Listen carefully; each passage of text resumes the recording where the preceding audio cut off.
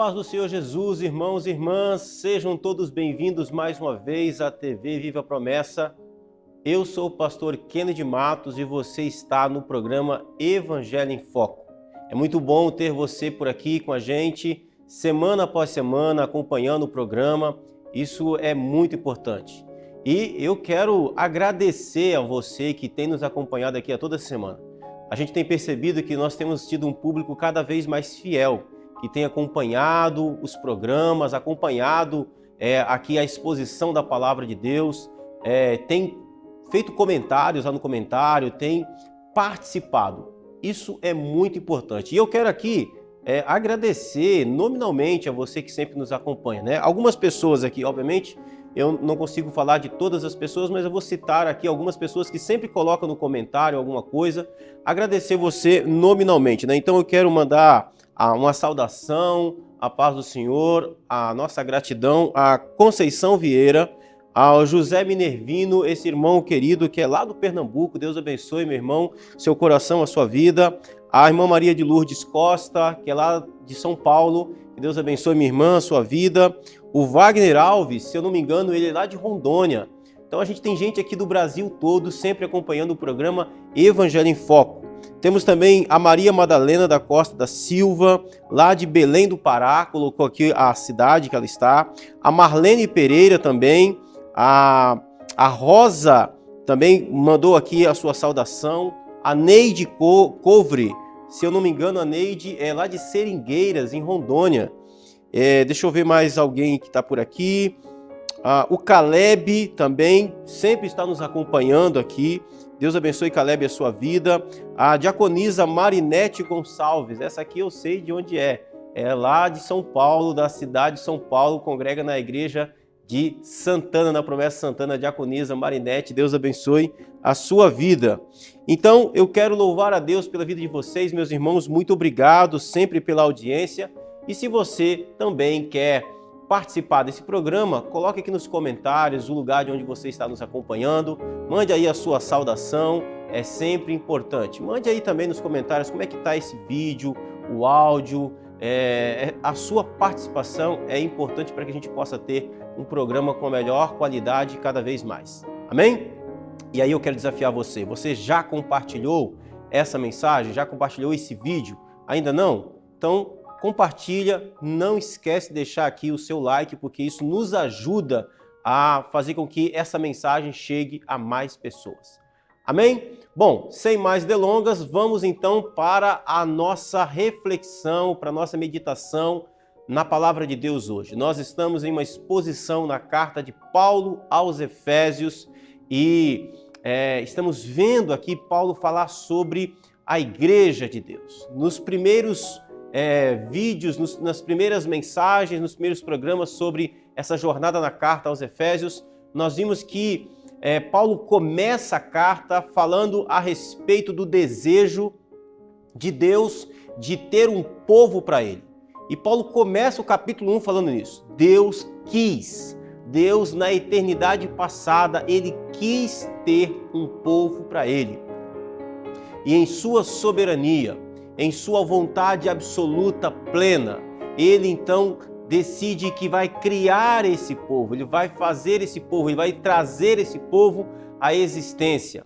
E mesmo que esse povo esteja numa condição no futuro de pecado, Deus iria alcançar esse povo, Deus iria chamar esse povo através da pregação do Evangelho, e esse povo seria um povo adotado por Deus, seria chamado para a santificação, para a adoção, para ser bênção para Deus e nesse mundo. Esse povo é a igreja. E aí no capítulo 2 nós vimos que o apóstolo Paulo fala de como que Deus trouxe esse povo. Esse povo naturalmente nasce morto em seus delitos e pecados. Mas Deus, por sua graça, por ter decidido ter um povo para ele, por ter decidido na eternidade, antes de existir mundo, por ter escrito o nome dessas pessoas no livro da vida, Deus então traz essas pessoas da morte para a vida. E aí Paulo vai chegar depois, mais à frente, vai dizer que esse povo não pertence a uma única etnia, Esse povo não pertence a uma placa. Esse povo é constituído por pessoas de judeus e gentios. Gente de toda a raça, tribo, língua e nação. Agora eu quero entrar com você em uma nova fase dessa carta de Paulo aos Efésios. A gente vai saltar aqui alguns textos e nós vamos para o capítulo 4, onde Paulo vai falar de como que esse povo vive, como que esse povo que foi chamado à salvação, esse povo que foi adotado por Deus, esse povo que Paulo chama de povo eleito, como que esse povo vive? E a gente vai ver aqui algumas características, nós vamos ver alguns momentos, como que é a vida desse povo que é constituído de várias pessoas, de vários povos, mas todos eles estão debaixo de uma mesma ordenança, debaixo de um mesmo estilo de vida. Nós vamos ver a partir dessa mensagem, dessa semana, na semana seguinte nós vamos falar um pouco a respeito disso. Eu quero convidar você para ler então Efésios capítulo 4, do verso 1 ao verso 6, onde Paulo vai falar sobre a unidade da fé. A unidade da fé. Esse povo que vem de todas as raças, tribos, línguas e nações, esse povo que vem de tempos diferentes na história, todavia é um povo que tem unidade. Olha que coisa interessante, somente o Evangelho pode proporcionar isso. Esse povo é um povo unido na mesma fé, um povo unido na mesma confiança, um povo unido no mesmo Senhor. É um povo que precisa exercer essa unidade e precisa preservar essa unidade, ok? Então vamos à leitura? Diz assim a palavra de Deus: Rogo-vos, pois eu, o prisioneiro no Senhor, que andeis de modo digno da vocação a que fostes chamados, com toda humildade e mansidão, com longanimidade, suportando-vos uns aos outros em amor, esforçando-vos diligentemente por preservar a unidade do Espírito no vínculo da paz. Há somente um corpo e um Espírito, como também fostes chamados, numa só esperança da vossa vocação, a um só Senhor, uma só fé, um só batismo, um só Deus e Pai de todos, o qual é sobre todos, age por meio de todos e está em todos. Percebeu? Paulo aqui está falando da importância da unidade desse povo que foi chamado por Deus, esse povo da qual Deus criou para si, para a sua glória, para o seu louvor. E a gente vai trabalhar um pouco melhor isso hoje. Paulo começa dizendo aqui uma expressão muito interessante que é comum a Paulo. No verso 1 ele começa dizendo, rogo-vos, ou seja, irmãos, eu peço encarecidamente, irmãos, eu peço, eu insisto em pedir a vocês, eu imploro a vocês, e aí ele vai dizer, né? Rogo-vos, pois, eu, o prisioneiro no Senhor.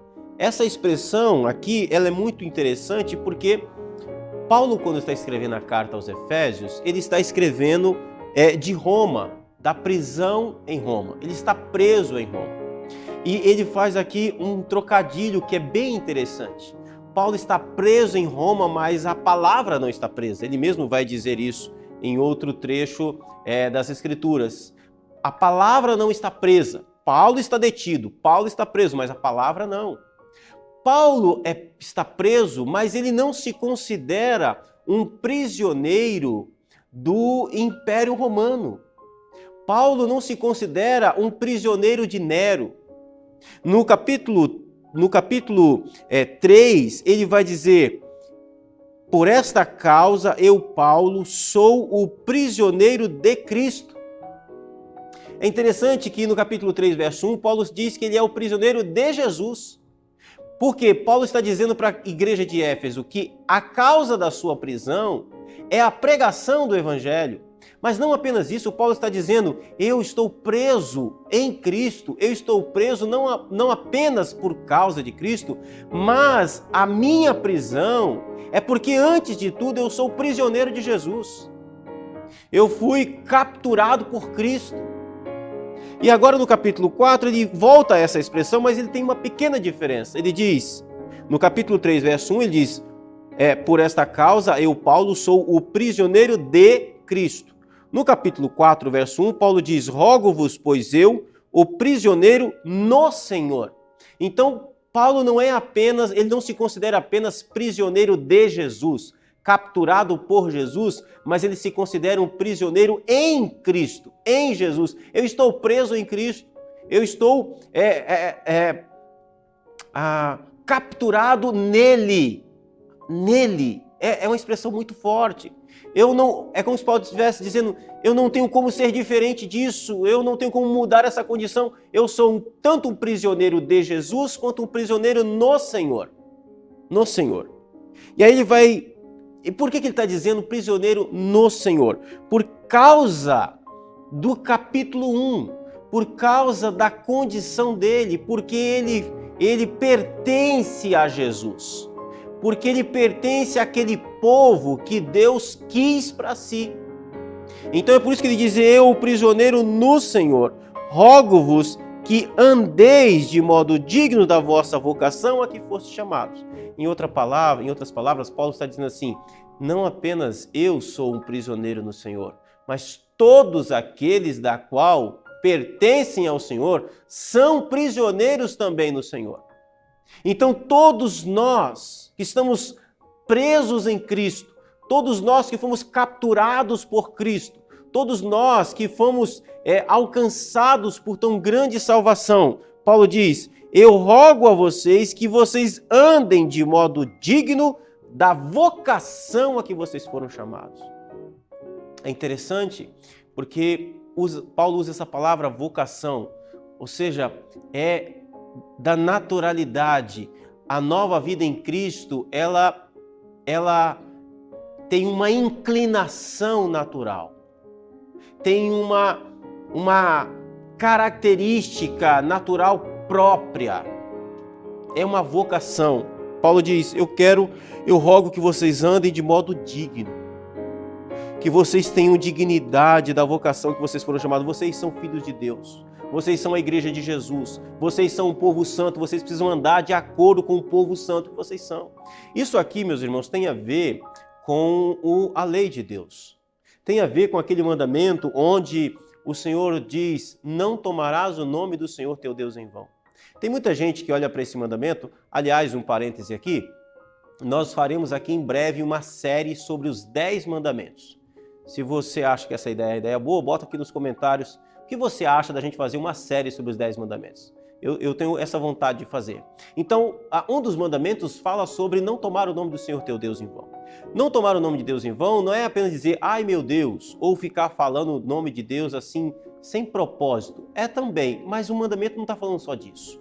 O mandamento tem muito mais a ver com aqueles que pertencem ao povo de Deus, aqueles que são o Israel de Deus, mas andam como ímpios. Aqueles da qual foram chamados para levar o nome de Deus, para tomar sobre si o nome de Deus, mas tem o nome de cristão, tem o nome de filho de Deus, tem o nome de povo de Deus, mas desonra esse nome vivendo de uma forma ímpia, vivendo de uma forma não santificada, vivendo de uma forma pecaminosa, vivendo de uma forma estranha à vontade do Deus que invoca sobre si o nome.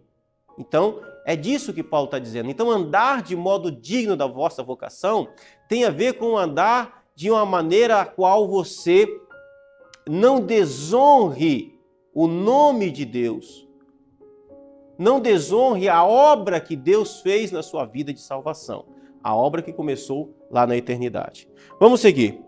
Como que a gente deve viver, então? Lembra do contexto?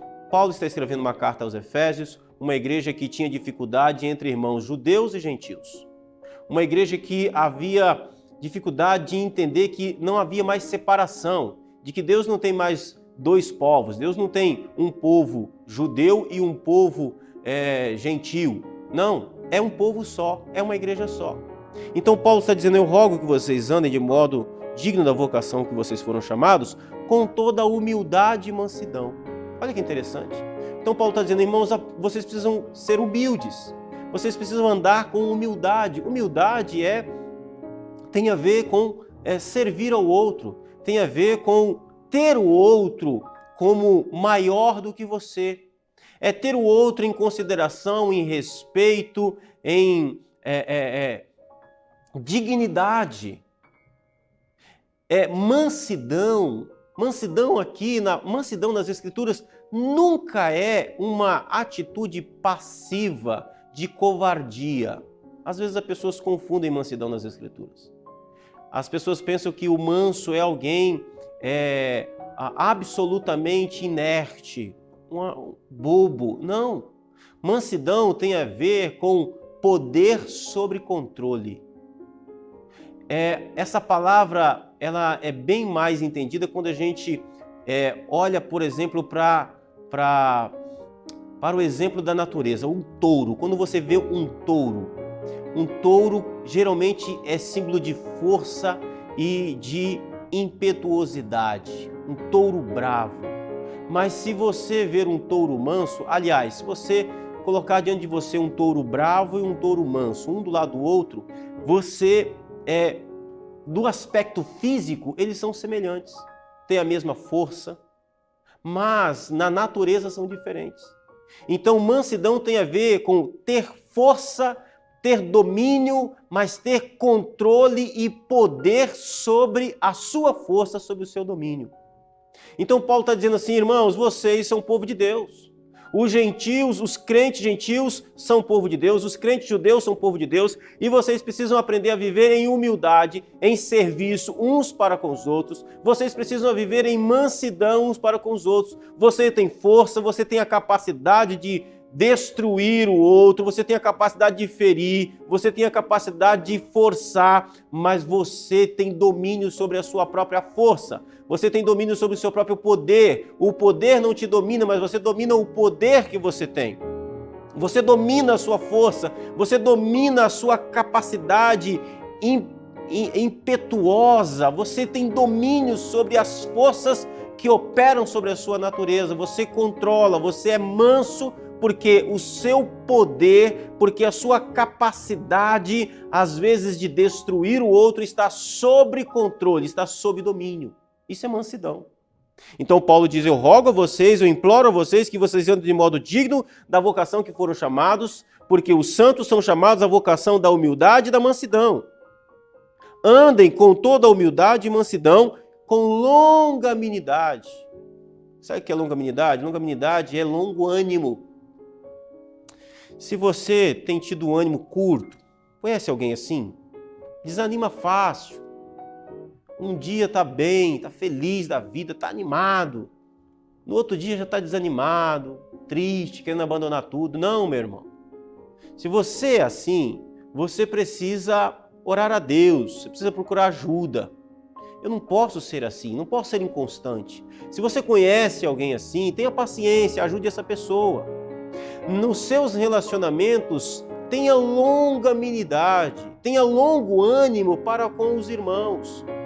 Lembre-se que nós fazemos parte de um corpo só, de uma unidade só. Então, insista com aquele irmão que não está no mesmo ritmo que você, que tem um pouco mais de dificuldade. Insista com ele, tenha longo ânimo, tenha paciência.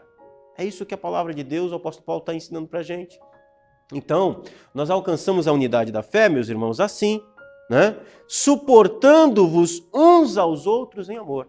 Nós não somos um grupo de pessoas glorificadas. A igreja não é um grupo de pessoas glorificadas, a igreja é um grupo de pessoas santificadas.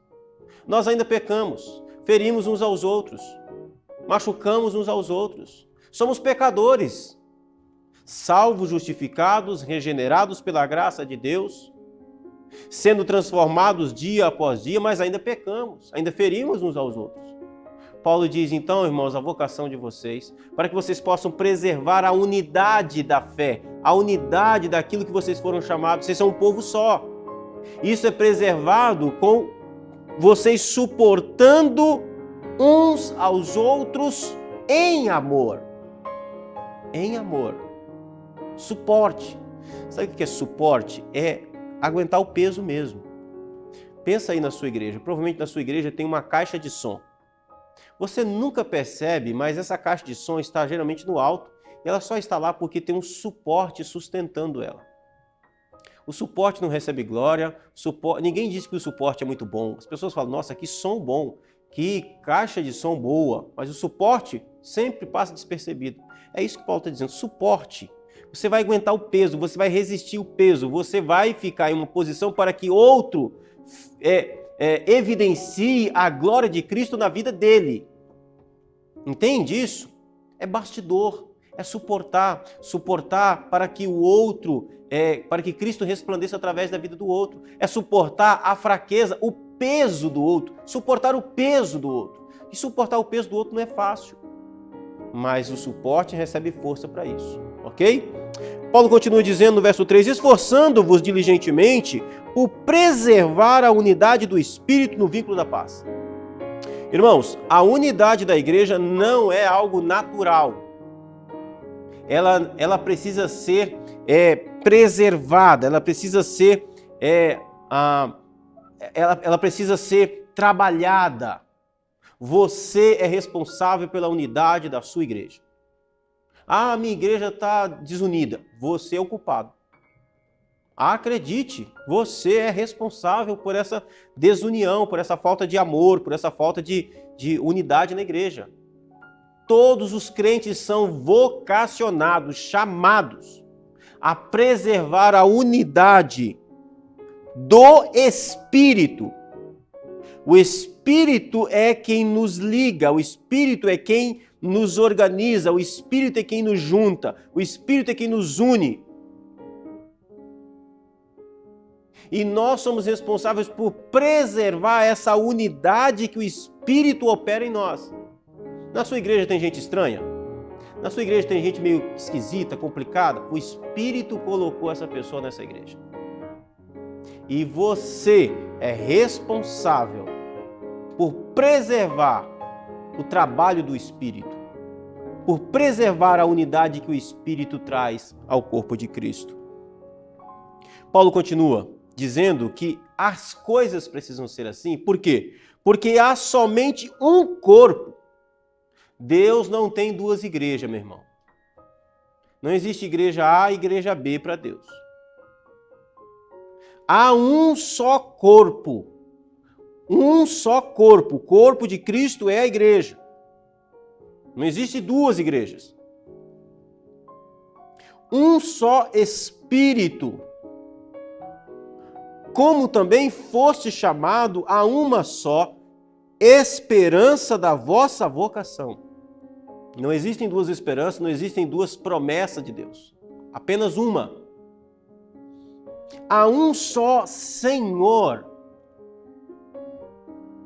Se na igreja de Jesus outras pessoas estão se posicionando como Senhor da igreja, isso é um problema.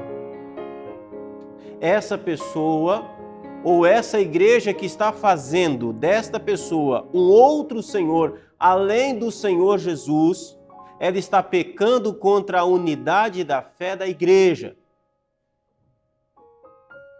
Há um só Senhor. Isso significa que existe apenas uma única coluna vertebral da vontade de Deus, da lei de Deus. Existe um só legislador, um só Senhor, um só que manda, um só que ordena, um só que estabelece a sua vontade. É o Senhor da igreja. É por isso que a gente não pode chegar aqui e dizer assim, irmãos, a partir de hoje, quem não usar bigode na igreja está em pecado. O Senhor Jesus nunca disse isso. Ele é o Senhor da igreja. Qual é a vontade dele? Qual é o querer dele? A gente não pode ficar inventando coisas, a gente não pode ficar usurpando o lugar do Senhor da igreja. Ele é o que ordena, ele é o que determina, ele é o que cuida da igreja. A igreja pertence a ele, a igreja deve obediência a ele. Paulo continua dizendo, uma só fé. Fé aqui como conjunto de doutrina. Uma só fé, um só batismo. No sentido de que a profissão dessa fé, a profissão de arrependimento, ou seja, um só batismo, ou seja, Só existe um meio pela qual você pode fazer parte do povo de Deus, que é através da profissão da fé pelo batismo para arrependimento de pecados. Não existe uma outra maneira, além de Cristo, fora de Cristo, e isso simbolizado pelo batismo, pela qual alguém possa fazer parte do corpo de Cristo. Se alguém tentar entrar no corpo de Cristo de outro modo, através de outra confissão, através de outro método, essa pessoa está atacando a unidade da fé que é natural da Igreja de Jesus. Se alguém tenta ser um outro Senhor além de Cristo, vai atacar a unidade da Igreja. Se alguém tenta professar outra fé, outra doutrina, além da doutrina de Cristo, vai atacar a unidade da Igreja. E atacar a unidade da Igreja é pecado. É pecado. Pecado grave. Paulo conclui no verso 6 dizendo: um só Deus e Pai de todos. Todos aqueles que foram alcançados pela graça de Jesus são filhos de Deus. Ninguém é filho preferido de Deus. Perceba que Paulo ele deixa isso claro. Os judeus lá de Éfeso não eram os filhos preferidos. Porque alguém poderia pensar assim: tá bom, Paulo, ok, os gentios também são filhos de Deus, igual os judeus na igreja de Jesus, mas nós judeus somos filhos preferidos. Não. Paulo está dizendo, um só Deus, o Deus do Antigo Testamento. Não é que lá os judeus têm um Deus dentro da igreja que era o Deus do Antigo Testamento e os gentios têm outro Deus em Jesus. Não faça essa confusão. Um só Deus. O Deus do Antigo é o mesmo Deus do Novo. O Deus do Antigo não muda, o Deus do Novo é o mesmo do Antigo. Não existem pais diferentes, não existem filhos preferidos na igreja de Jesus, no povo de Deus. Não existe isso. Ele é pai de todos. Esse mesmo Deus é pai de todos, o qual é sobre todos, ou seja, está acima de todos. Ninguém tem autoridade para se colocar acima dele. Ele é sobre todos, age por meio de todos, judeus e gentios, ricos e pobres, baixos, altos, ordenados e membros, age por meio de todos. Não existe crente mais espiritual do que o outro na igreja de Jesus, meus irmãos. Não existe isso. Não existe. Não existe. Ele age por meio de todos e está em todos. Em todos. Essa é a unidade da igreja. A igreja precisa estar unida neste sentido, como o apóstolo Paulo está colocando aqui, escrevendo aos irmãos de Éfeso. Deixa eu te fazer uma pergunta. Sua igreja tem unidade? Está unida? Quais são as dificuldades, os pontos fracos da comunidade onde você serve a Jesus? Da igreja onde você serve a Jesus? Qual é a sua responsabilidade nisso? Talvez você possa dizer, pastor, eu não tenho nada a ver com isso, não fui eu que causei o problema, mas você pode ser um instrumento, o meio pelo qual Deus age para que haja a restauração, para que haja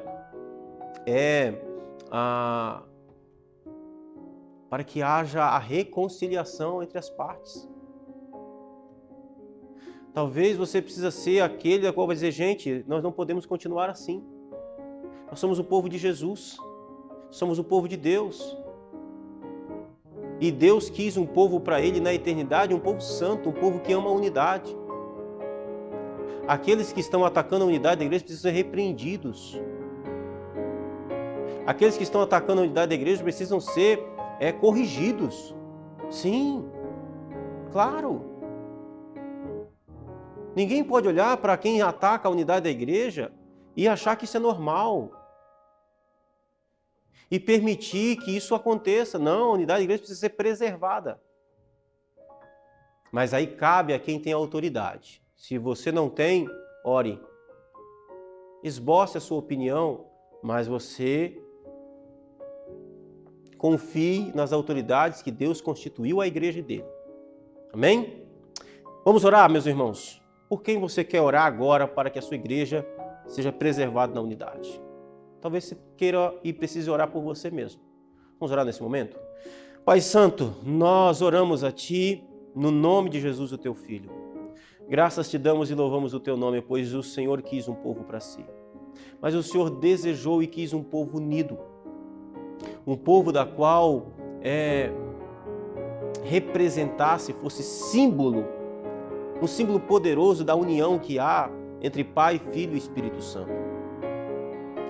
Pai, nós ainda somos limitados, pecadores e ainda, Senhor, ferimos a unidade do corpo da sua igreja. Perdoa-nos. Perdoa-nos e dai-nos, Senhor, vigilância, temor, em nome de Jesus.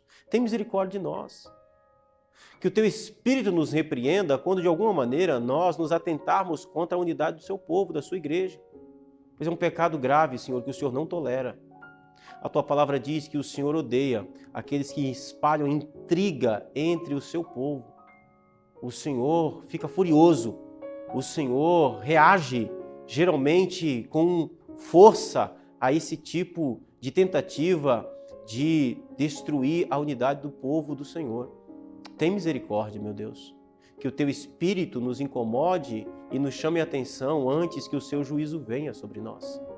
E que o Senhor nos abençoe e fortaleça a unidade da nossa igreja, do Seu povo, em nome de Jesus. Amém e amém. Querido irmão e irmã, eu quero agora desafiar você. Você já é um parceiro desse programa? Se ainda não, eu quero convidar você para que você seja. Aparece aqui na tela, seja você também um parceiro desse projeto. Entre no QR Code, no site e contribui com essa obra em nome de Jesus. Meus irmãos e irmãs, na próxima semana nós vamos estar aqui continuando a falar sobre a carta de Paulo aos Efésios e eu espero você. Coloque aqui embaixo seu comentário, deixe a sua opinião e mande a sua saudação aí. Amém? Deus abençoe sua vida de forma poderosa em nome de Jesus. Um forte abraço a todos e até semana que vem, se Deus quiser.